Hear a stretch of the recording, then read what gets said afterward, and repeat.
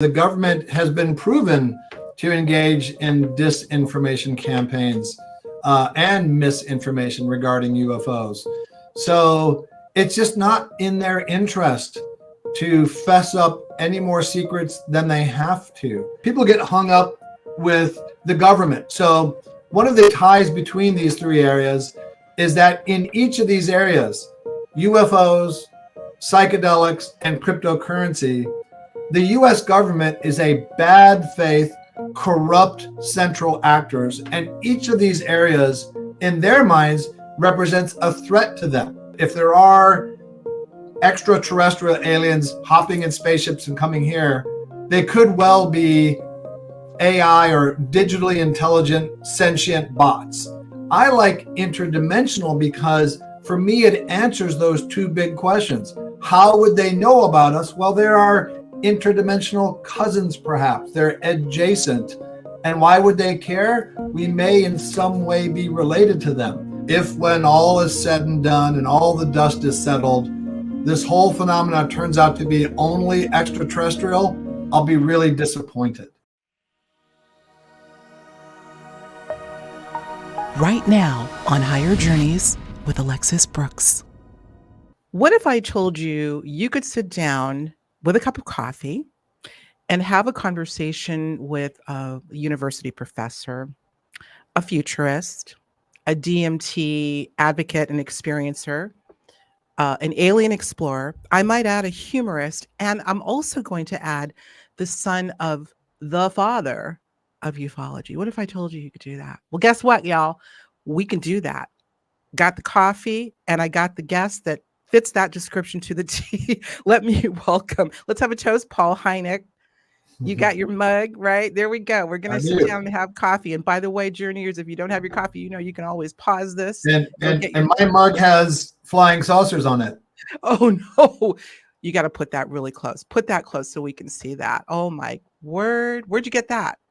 It's called Calamity Ware, and it's got pterodactyls and Bigfoot and sea monsters and aliens and robots. Okay. Would your father, Dr. J. Allen Hynek, might have had something like that, or did you inherit Oh, that? yes. Absolutely. Really? He would have loved it. Yeah. Oh, I love it. I love it. Well, God bless you for you carrying on that legacy. Listen, we're going to get into all sorts of things. I mentioned those things strategically, guys, because when we talk about DMT, crypto, did I mention crypto? We're going to talk about that. We're going to talk about, what's going on with the government, even though my friend here, Mr. Paul Hynek, doesn't give a, and I quote, rat's ass about government disclosure. I tend to concur. I do. We're going to get into all that, guys. But here's the deal. We're going to draw a nexus. I'm going to borrow your exact term, Paul, the talk that you gave at Contact in the Desert. We were together back in June. The nexus between all of those things, between crypto, between DMT.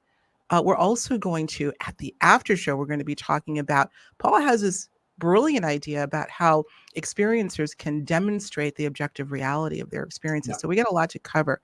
So I want to dive in. Welcome to the show for the very first time, my friend. I hope the first of many. Thank you. I hope so too. Let's begin at the beginning. I want to begin, Paul, with your own ideas around the reality and the feasibility of what we call alien life. Now, I know right off the bat, you are a professed skeptic when it comes to the extraterrestrial hypothesis as it's been conventionally understood. And I also tend to concur there. I believe your father felt the same way, more leaning toward an interdimensional reality. And that's a loaded idea. But I want to start there because that's very intriguing to me. Why don't we talk about that for a little bit? Where did that tilt come from, if at all? Did you ever have an idea around the possibility of the more classic from here to there, other planets to here, extraterrestrial hypothesis, or no? Yeah, and I think Jacques Vallée sums it up really well with a quote that if when all is said and done and all the dust is settled, this whole phenomenon turns out to be only extraterrestrial, I'll be really disappointed. There may well be an extraterrestrial component involved in it, in here to there rocket ships, but it doesn't seem to encompass the entirety of the phenomena. And indeed, there are several big hurdles. How do they find us? Even though we've been beaming out episodes of I Love Lucy, Lo These Many Decades, if you liken the size of the known universe to the continental US, we're less than a speck of dust in Kansas. So finding us is no easy feat. And then if they come all this way, why aren't they more overt? Okay, they may be doing a reptilian hybridization program, but it just doesn't really seem to make a lot of sense. So for me, and also if they are sending, if extraterrestrials are sending biological beings here, are they really sending the A team? Or are we meeting with the dregs of other civilizations who were banished to go and endure the rigors of interstellar travel? So for me, and also, you know, the UFO phenomenon has a lot of what my father called Cheshire cat aspects, where a ship is here and blanks out and is over here. Not only just going super fast and enduring multiple G's, but just disappearing. And that seems a little bit more consistent with something blinking in and out of our atmosphere, which could be interdimensional, some kind of portal. I like interdimensional because for me, it answers those two big questions. How would they know about us? Well, there are interdimensional cousins, perhaps. They're adjacent. And why would they care? We may in some way be related to them. And that could be related to an intelligence from extraterrestrials, which could not involve here to there, could involve some type of beaming. But interdimensional just seems to resonate more with me as a key part of the phenomena that may well include extraterrestrial as well. I love it. And I agree with, I mean, look, when we talk about the experiencer phenomenon, and you and I both have taken myriad stories of the circumstances by which an individual may have been abducted or taken or contacted. And we hear repeatedly these physics busting ideas, never mind the lights in the sky and blinking on and off, but what about the beings coming through walls and actually taking a contactee through that wall into other environments that certainly not only do they defy the laws of physics. I mean, even if it were an extraterrestrial hypothesis, that wouldn't, the interdimensional model would fit those types of activities more to me. The other thing I want to bring up, the point that you made, you say we're essentially a speck on a map, if that. How would they find us? Well, you said something interesting. What if they have a vested interest in us because they were a part of creating us? What are your thoughts? Let's go down that rabbit hole just for a little bit. You know, creating us. Are we even really fully Homo sapien? Yeah, that's actually a wormhole, not a rabbit hole, right? Yeah, yes, indeed. Yeah, I don't pretend to know any of that. It does answer the question. Let's say they are extraterrestrial in a classical sense. It would answer the question of why they care about us, and perhaps also from like a Star Trek Prime Directive point of view, why they're not overtly interfering with us. So could well be. There are several ancient artifacts that are kind of curious. I, for one, don't believe that the ancient Egyptians could not have built the pyramids by themselves. And indeed, there's been a flurry of, not revelations, but of announcements of how they could have transported those big blocks and lifted them up using Euclidean principles. But we could well be related to, or they could be part of our earliest ecosystem, ancient aliens. I don't know. They could also be, as Michael Masters talks about pretty eloquently, from our future and or our past. So they could be extra temporal. Extra temporal. I've heard that before. I think again, we talk about the conversation. Well, we go into the conversation about what they are. And I have said repeatedly, the journeyers are sick of hearing me say it, but there, I believe, is a spectrum of what it is, a spectrum perhaps of the species that we're dealing with clearly. And all of the above may indeed be true. Do you think we have a right to know? Do you think we have a need to know? Well, I like how you put that as a spectrum. I'm going to use that, and I may or may not credit you, Alexis. Do we have a right to know? Do we have a need to know? I think we have a yearning. right? I think that's part of our sort of spiritual manifest destiny, that we learn, that we unravel the mysteries of life and the universe. So certainly we have a desire. Do we have a need? I don't know, because who knows what happens when we rip open that thread of society. I, for one, think there's progress to be had and improvements with better understanding of the natural world and the universe. So I'm in favor of that. Do we have a right to know? That's an interesting question. I never really thought about it from that point of view. I don't know who would stop us from doing that. I mean, a lot of people, well, I guess, strategy is manifested by the allocation of resources. And so people who don't think we have a right don't allocate resources to this. Right. But it's our nature as humans to try to unravel mysteries, and it's just a matter of time before we make really good bona fide progress in this direction. And I hope it's sooner rather than later. I do too.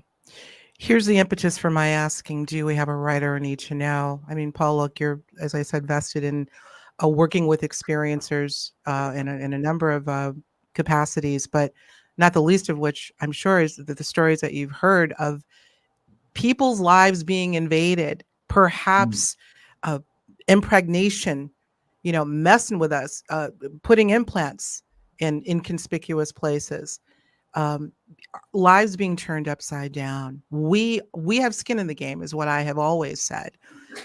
Whether we know it, whether it's conscious or not, we have been inserted into, we'll call it broadly, the UFO or the ET or the alien story. So that's where that question comes from. Based on that, if we're involved in the story, it would seem to me we have a need to know. Agreed. There you go. Okay. It's so complex. It's so complex. Hey, let's talk about what's going on. I know we've said he doesn't give a rat's ass about what the government disclosure, and yet we have to acknowledge, for better or worse, the fact that it's become more front and center, relatively speaking. Yeah, sure has. Since, the year 2017, probably before that, but particularly by 2017 and what's gone on. Have you seen the Luis Elizondo special on News Nation, Confessions of a UFO Hunter, just released a few days ago? Really something on News Nation. No, but I met with Lou about a month or so ago, and just judging by the percentage of disclosure-related videos in my TikTok feed, which is my barometer for the zeitgeist of society, it's really heating up now with his new book that's come out. And yeah, I will begrudgingly acknowledge that the temperature seems to be rising in disclosure. And look, I welcome governmental disclosure. I'm just not betting on it. But that said, it does seem to be that there's more attention. And with our mutual friend, Danny Sheehan, I mean, he is a force of nature. And if anybody can wrestle these most crown jewel of all technology secrets from die-hard, full-spectrum dominance mindset Air Force generals, it's Danny Sheehan Esquire. Indeed. Well, I bring up that within the context of, what is going on, and, to the extent that there may be disclosure. I don't even like that word anymore. I really don't, because I don't think it's appropriate. Revelation, whatever it may be, there is definitely, the temperature has gone up. I'm a skeptic by nature, believe it or not. I am. I'm always dubious about what the motivation is for the timing of that temperature going up, that uptick. This is a long game. I think I heard Elizondo himself say that, cliche as it is, this is not a sprint, it's a marathon indeed. Are you as dubious as I am in terms of what the motivation may be for whatever activity we're seeing, all the way back to Grush and all the other stuff that's gone on in Congress et al? Absolutely. The government has been proven to engage in disinformation campaigns. and misinformation regarding UFOs. So it's just not in their interest to fess up any more secrets than they have to. You said you don't like the word disclosure, either do I. I prefer exposure, which I think can be a result of experiencers and scientists having more productive conversations. And if the government wants to jump on the caboose of the train, they're welcome, but they're not driving that train. No. Oh, no, I don't think they ever have. Do you think that, and I don't want to stay on this too long, I don't want to beat a dead horse, but, again, one of the reasons why I don't like the term disclosure, particularly as it relates to government, I don't know if it should be in the same sentences. Do they even have the goods to disclose? I mean, look, let's assume we're dealing with some form of sentient, some sort of intelligence that may be interdimensional, whatever it is. The assumption is that they are far more, far brighter, to put it mildly, than we are, far more strategic. Could they be the ones? They're the ones that really need to be doing this disclosing, because they're the ones that are really holding the secrets. How much would they even admit to government entities? Well, that's a really good point, because let's say that we've got bodies and robust reverse engineering propulsion system technologies going on right now in areas that are even more mysterious than 51. If that's the case, and maybe we're collaborating actively with aliens, as some people maintain that we are, is it really the US government who's calling the shots on when to disclose? I mean, if the aliens are here and they're with us, and like you said, they're probably a little bit brighter than us to have gotten here from either Zeta Reticuli or another dimension, I imagine that there are more than gossamer thin puppet strings that they have applied to the decision makers in the various governments, and that they would be the ones calling the shots. I had a conversation, I've had many, with our mutual friend and colleague, Linda Moulton Howe, and I remember quite a few years ago, I asked her, do you, in terms of, as she very, very often puts it, the, how does she call it, the mandates of lies and secrecy. And I questioned her, where do we think those mandates are coming from? Could the directives be coming from the entities themselves? My surmise, well, I don't know, but I wouldn't be surprised at all. I think all of this is so complex. You said something I heard on another show recently that, and I'll be paraphrasing, but it has to do with this being okay with not knowing.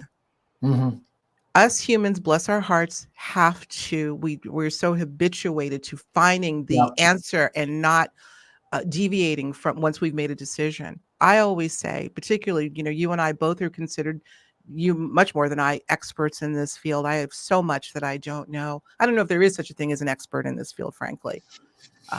Right? I don't know if we can be. Yeah. So that the humility factor definitely needs to come in. But let's move to crypto. Want to move to crypto? Let's take that point, because it's a really good one. Okay. You're right. We are pattern-seeking mammals. We have evolved for that, because over time, let's say in caveman days, we're in a cave and we hear rustling outside. If we attribute that to the wind and don't do anything, and it's a saber-toothed tiger, we die. But in the next cave over, they think, oh, it might be a saber-toothed tiger, and they take protective measures. Those people survive. So over time, we've evolved this proclivity to detect and fabricate patterns where there may be none. And we're just now, so we need to have a pattern to explain something. And there's a quote that's often attributed to Richard Feynman, which may well be the case, that there are two kinds of people in the world: those who are okay with questions they cannot answer, and those who are not okay with their answers being questioned. A lot of people have trouble leading into, let's say, the UFO phenomena, because they say, yeah, I know that the Navy has basically disclosed that they see these things and they're scared for the safety of their aviators. And there's all sorts of reports. But how do they get here? And since they don't have that answer to shove into the paradigm, they just stop and they don't think about it anymore, because it's an intellectual it's an intellectually awkward resting point to say, oh yes, the data suggests something, but I have no idea what it is. A lot of people are just not comfortable with that, especially something as foreign and bizarre as aliens. So that's why I think more people don't do it. And I've had debates with Michael Shermer and others where I'll try to recast the framing to be not that I have to explain where they come from, but let's just focus on the evidence that suggests something meta-terrestrial is happening and call it a day. I love the term meta-terrestrial. I believe that's a term that Yeah. your father used as well, right? Mm-hmm. By the way, I love Richard Feynman, and I quote him all the time. I'm familiar with that quote, and the one I use the most is, it does no harm to the mystery to know a little bit about it. That's also a Feynman quote. So it does no harm to the mystery. And yet we have to be okay with not knowing. So, but do we have a need to know? We'll find out. You think your dad knows now? You think he knows in the space that he occupies now? You think he knows? I sure hope so. Yeah. Well, you never know. You never know. Can we go to crypto now? Because I got something I got to show you, man. Listen, you've gotten me a little bit inspired. You know, we were on a panel together, of course, at Contact in the Desert, sat right next to my buddy, and we had a really good time. And we ended up getting into a little bit deeper, I think, than we had planned on artificial intelligence. This is tangentially connected. I want to get into crypto, and I want to get into before I have a little show and tell, but before we get into that, can you give us a little taste of your hypothesis around how cryptocurrency, Bitcoin specifically, might be related to the alien presence? If you're enjoying this episode, along with all of the subjects that we cover here on Higher Journeys, then I invite you to join our members-only community on Patreon, where we go even deeper into the conversations with the guests that you know and love. Not only does your membership ensure that we can keep this work going and growing, but you'll also get immediate access to our exclusive after shows. Get up close and personal with the guests of the show, along with many other member perks. So click on the link below to join now, or visit higherjourneys.com, where you'll find the Patreon link. We'll see you on the journey. Thanks. Sure. So, and a little bit of this you may think is a flight of fancy, and it's certainly speculative, but this is what my operating hypothesis. And I can sum it up with the term Bitcoin astronomy. So, and you mentioned AI adroitly. AI, which I think is an unfortunate term, I prefer the term digital intelligence, I think could well be the connective tissue between aliens, DMT, and Bitcoin. And here's how. So we've talked about the rigors of interstellar space travel and if they're really sending biological beings. Altogether likely, I don't think this is controversial, that if there are extraterrestrial aliens hopping in spaceships and coming here, they could well be AI or digitally intelligent sentient bots. A lot of the reports of Greys don't really seem to have a lot of individuation, and they could be more Borg or hive mind-like, otherwise digital intelligent sentient, bots that have come to scope us out. So alien phenomena could have some aspect of digital in it.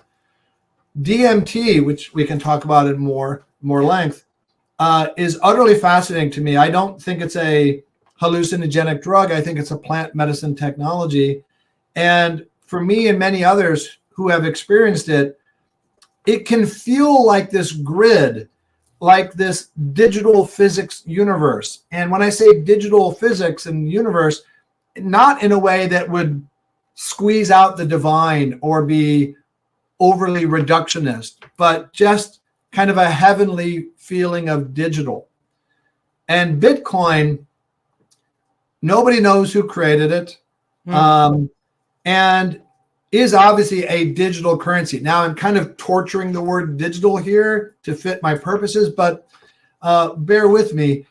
Bitcoin, to me, is the biggest innovation in our lifetimes. And people get hung up with the government. So one of the ties between these three areas is that in each of these areas, UFOs, psychedelics, and cryptocurrency, the US government is a bad faith corrupt central actors. And each of these areas in their minds represents a threat to them. I have a lot of people who at the, say, UFO conference who will say things like, Paul, man, we're here to talk about real stuff like UFOs. Why do you want to get weird and talk about Bitcoin? And part of that is interesting to me. I would have thought there'd be more of a natural kinship, but I'll say, so you don't trust what the government says about UFOs? Oh, hell no. But you trust what the government says about Bitcoin. Well, that's interesting because these are the same people. Mm-hmm. So Bitcoin astronomy is the idea that other civilizations in the universe, which there probably are, if they have individuals with individual rational economic motives, if they have finite resources and they don't have magic, will almost certainly wind up developing a store of value protocol akin to what we call Bitcoin.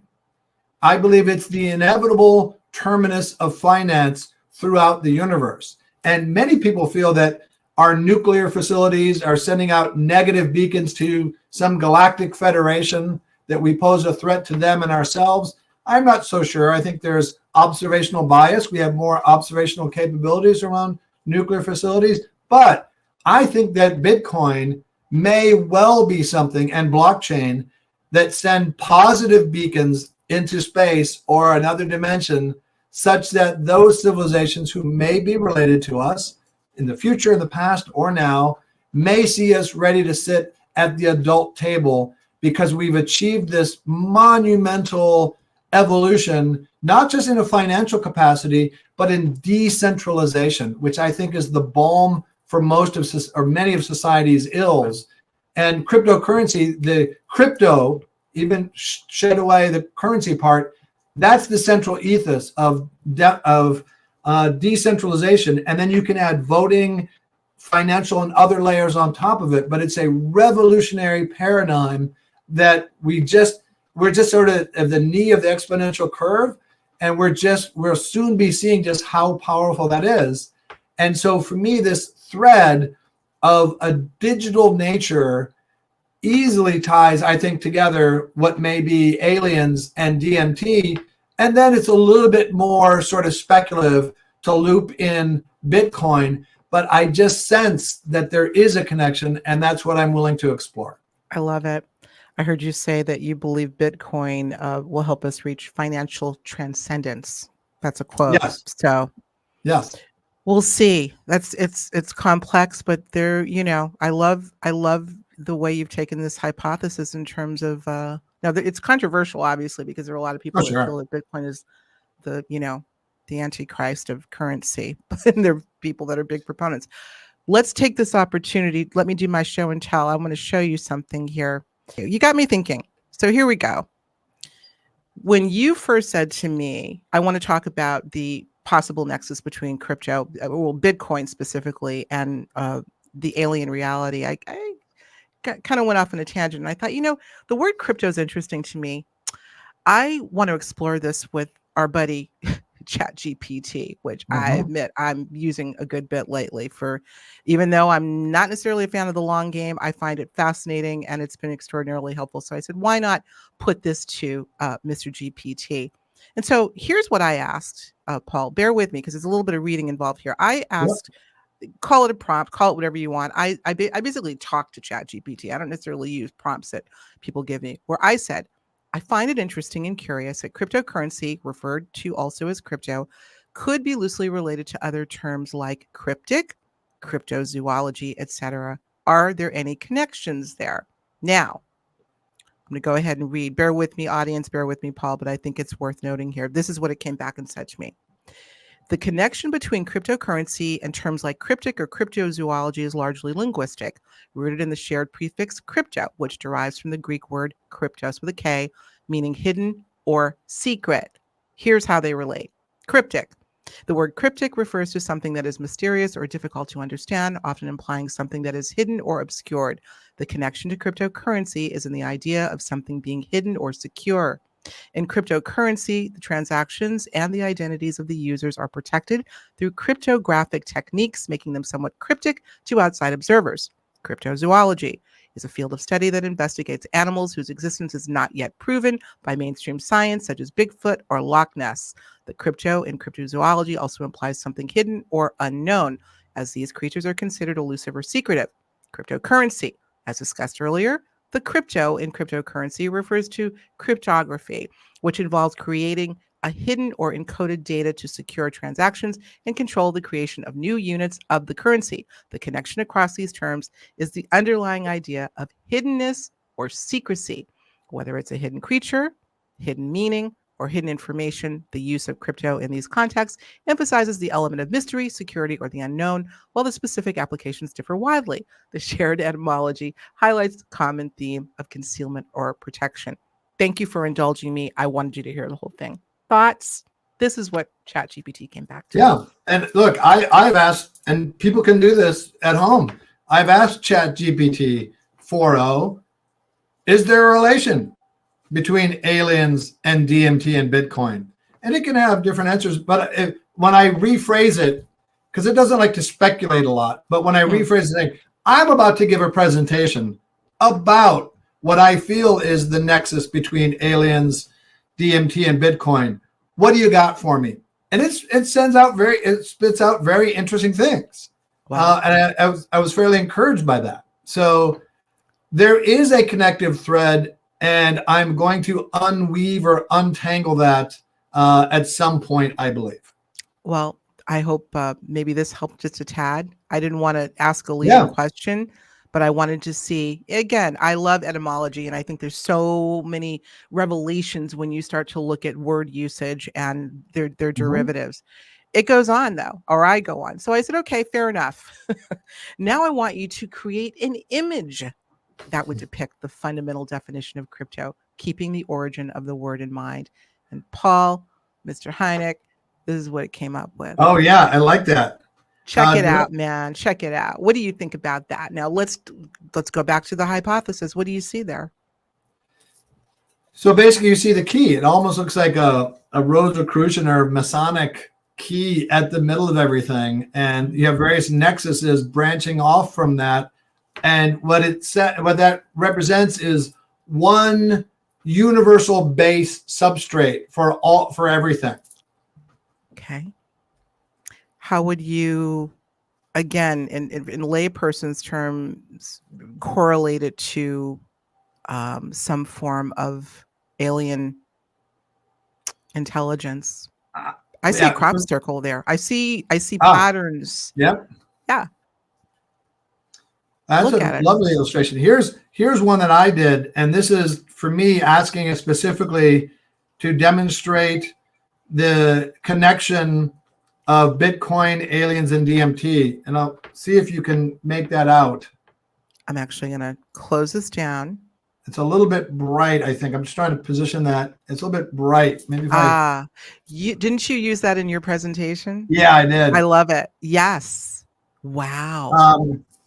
Yeah, to me, it because I'm such a big fan of DMT, I feel that I'm communing with, however you want to call it, God, the base level operating system of the universe, and that is the home of everything.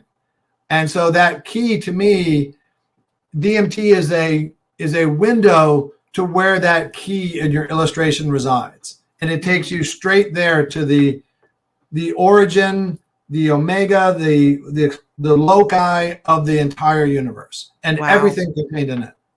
So you're connecting, well, this was based on a prompt talking about crypto, but you're basically drawing a nexus between crypto and DMT.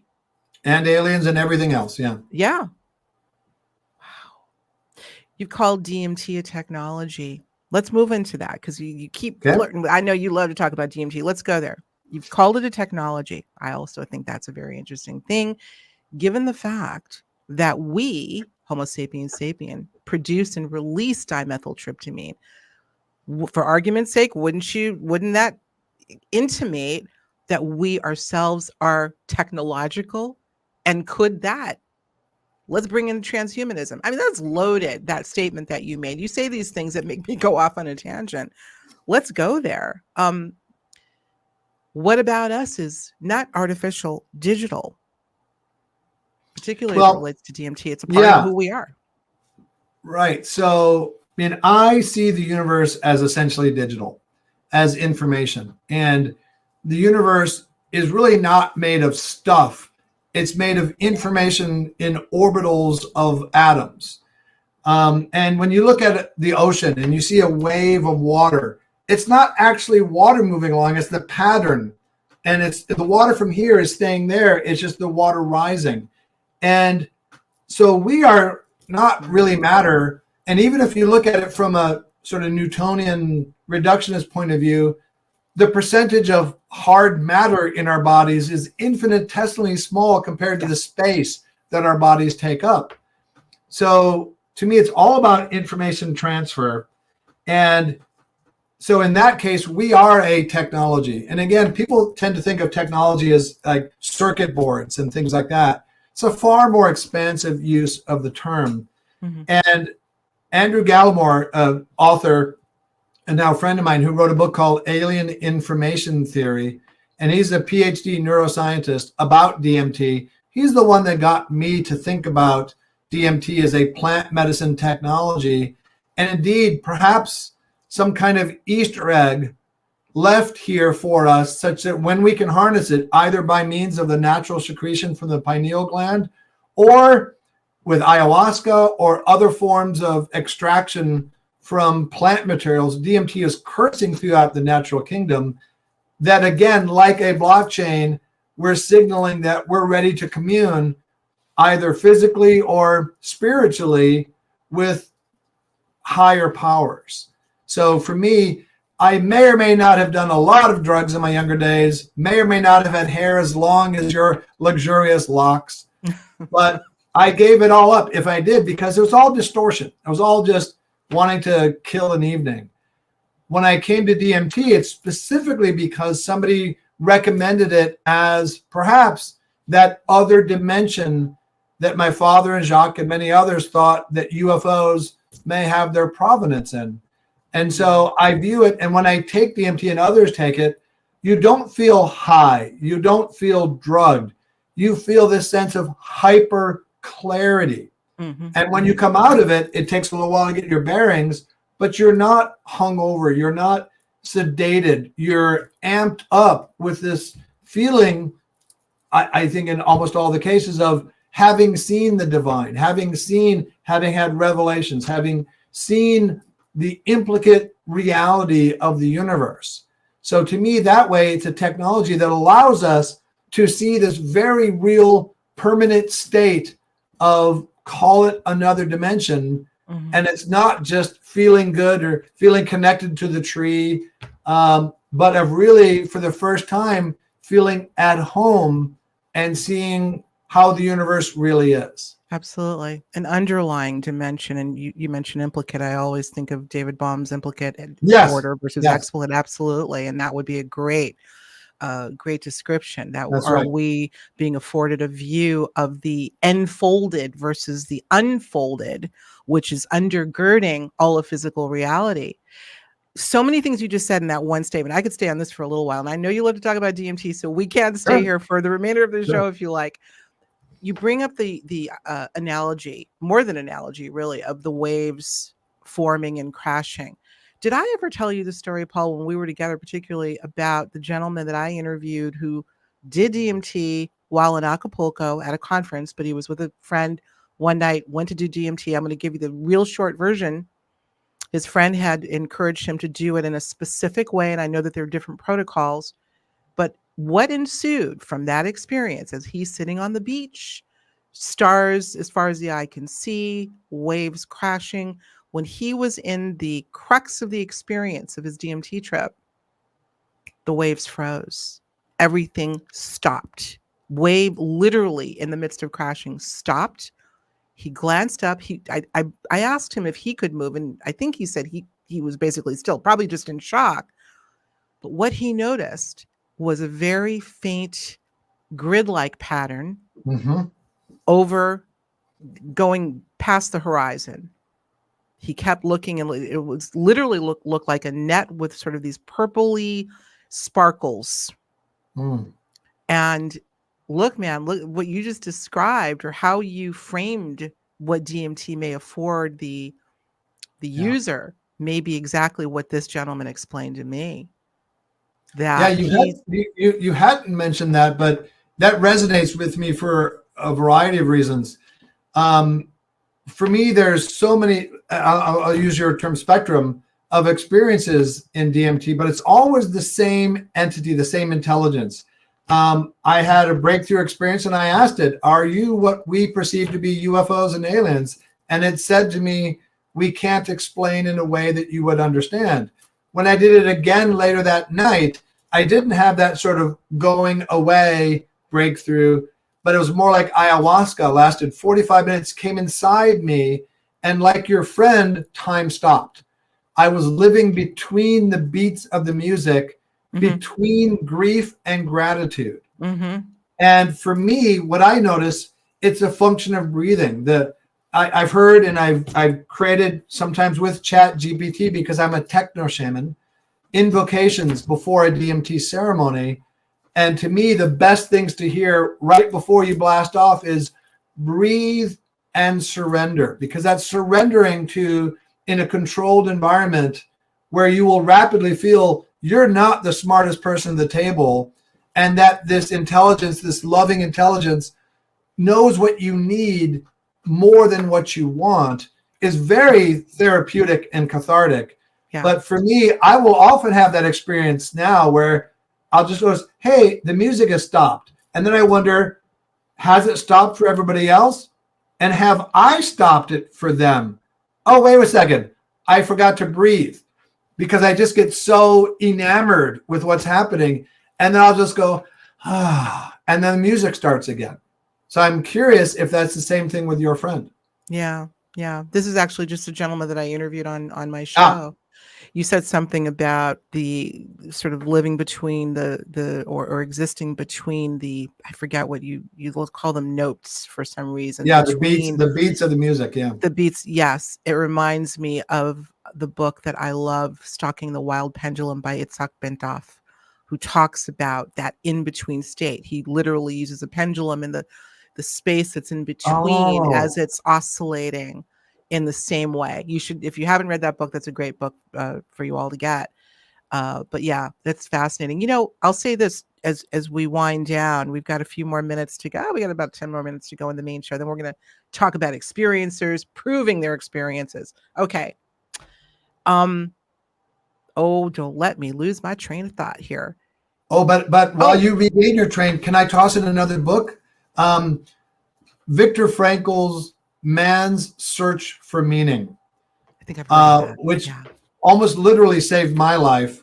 And the central message is his idea of logotherapy, and this in-between notion, that in between a stimulus, which could be in his case as bad as the Nazi guards in a death camp doing something horrible, and your response, you own that time. No matter what anybody is doing to you, no matter how out of control, you own that space between the stimulus and your response. So I'm just now, and I want to read the book you mentioned, because there just seems to be so much richness in a variety of ways of that in-between space or moment.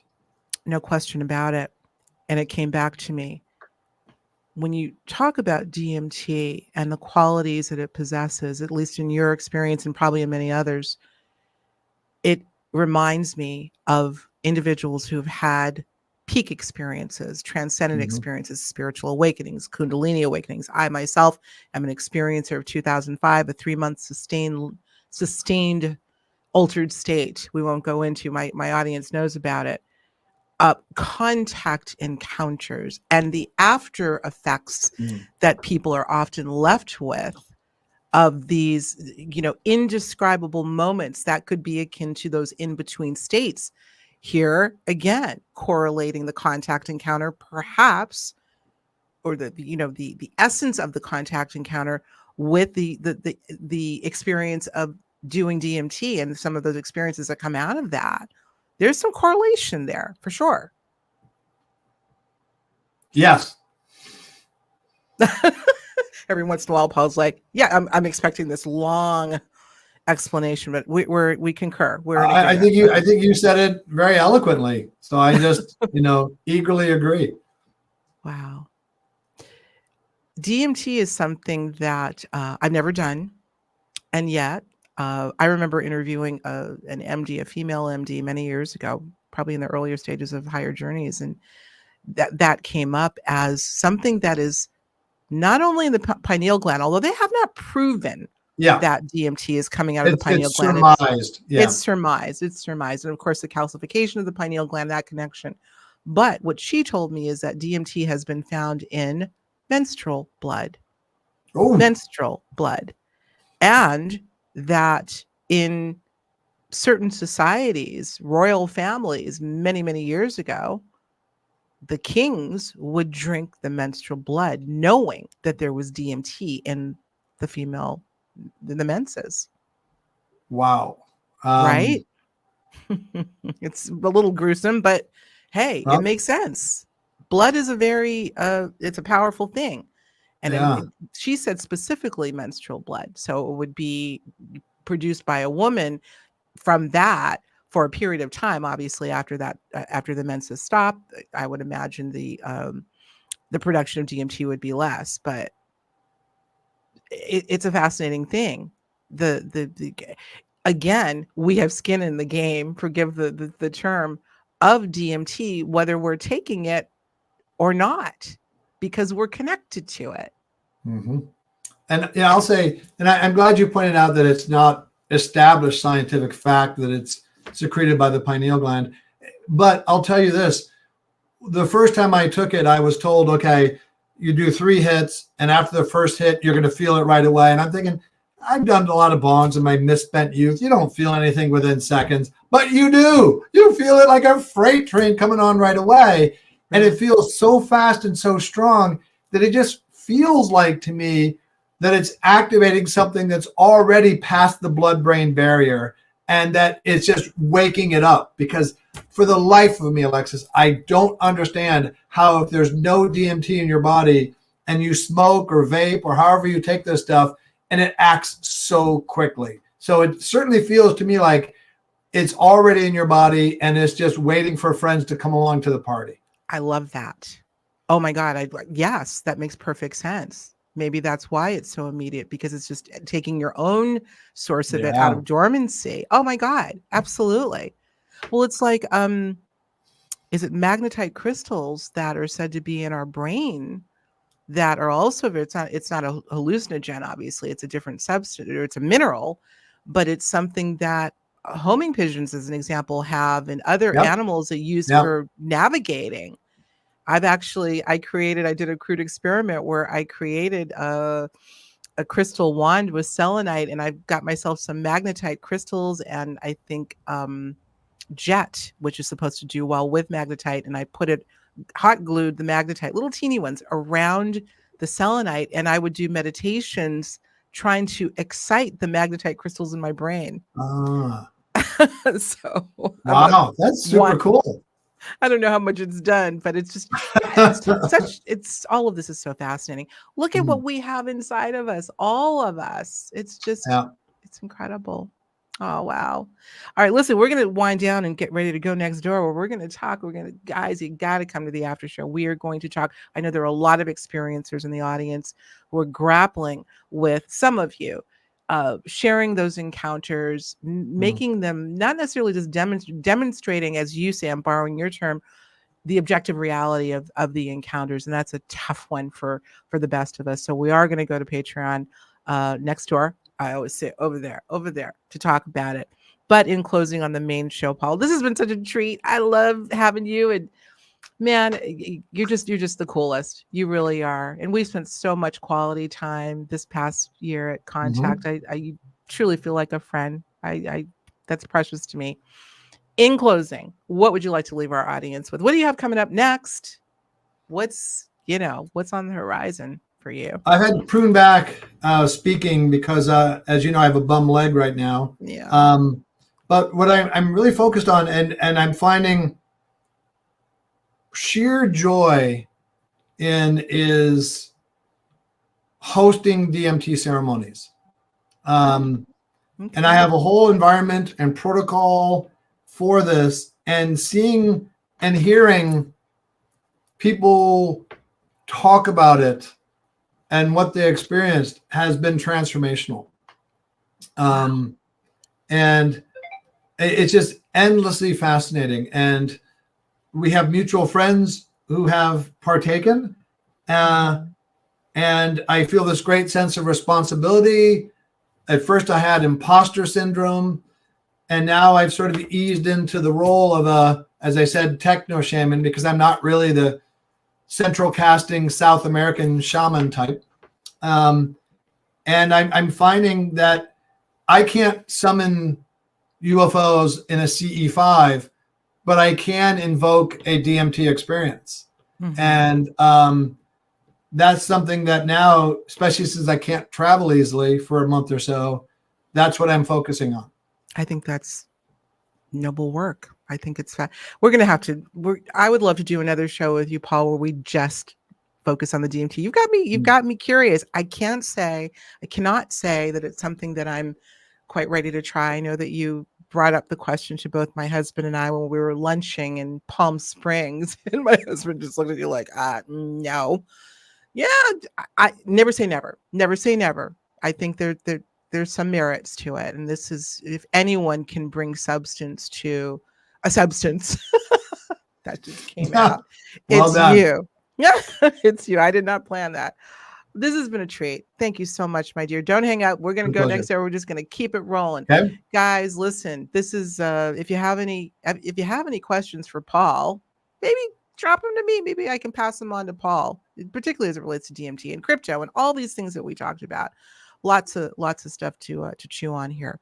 But I thank you, as always, for tuning in. More great stuff coming, more intriguing conversations, and you never know what's next. Paul Hynek, thank you so much for joining us, my dear. We'll talk to you soon, everyone. God bless. Take care.